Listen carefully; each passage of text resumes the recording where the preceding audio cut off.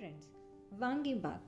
ఈ వాంగీబాత్కి కావాల్సిన మసాలా పౌడర్ కనుక మనం ముందరే రెడీ చేసుకొని ఇంట్లో పెట్టుకుంటే 30 మినిట్స్లో చేయాల్సిన వంట మనం 10 మినిట్స్లో ఫినిష్ చేసేయచ్చు. అండ్ ఈ పౌడర్ 3 to 4 months వరకు పాడవకుండా ఉంటుంది. సో అది ఎలా చేయాలో నేను ఇప్పుడు చెప్తాను, చూడండి.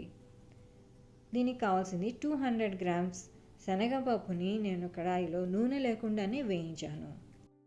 ఇది చల్లార్చడానికి పక్కన పెట్టాను. మళ్ళీ 200 గ్రాముల మినప్పప్పు, ఇది కూడా నూనె లేకుండానే వేయిస్తున్నాను. ఇప్పుడు మీకు బెనిఫిట్ అని చెప్పిన, ఈ పౌడర్ మనం ఉత్తి వాంగీబాత్కి కాదు, వంకాయల బదులు దొండకాయలు క్యాప్సికంతో కూడా చేయొచ్చు.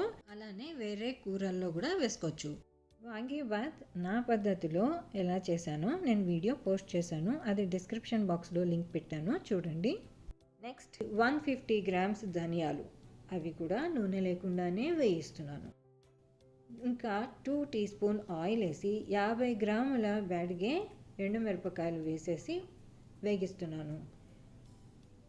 ఇంకొక 2 teaspoon ఆయిల్ మళ్ళీ వేసి 50 గ్రాములు ఎండుమిరపకాయలు లోకల్వి వేసేసి వేగిస్తున్నాను.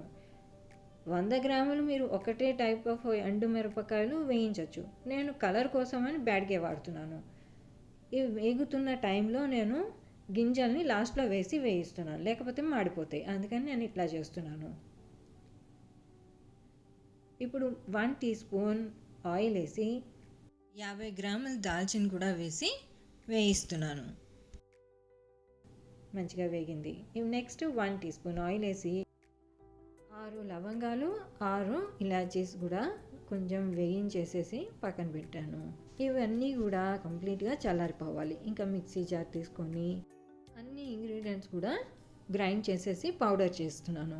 ఒకసారి పౌడర్ అయిపోయిన తర్వాత 40 grams ఎండు కొబ్బరి లాస్ట్లో వేసి మళ్ళీ గ్రైండ్ చేస్తాను. ఇది ముందరే వేసేస్తే మాత్రం ఇది పొడి పొడిగా రాకుండా ముద్దగా అవుతుంది, కాబట్టి నేను లాస్ట్లో వేశాను. సో ఈ రెసిపీ నచ్చితే మీరు కూడా ఒకసారి ట్రై చేయండి. నా వీడియో నచ్చితే లైక్, షేర్ అండ్ సబ్స్క్రైబ్. మళ్ళీ వేరే వీడియోతో కలుస్తాను. అప్పటి వరకు బాయ్.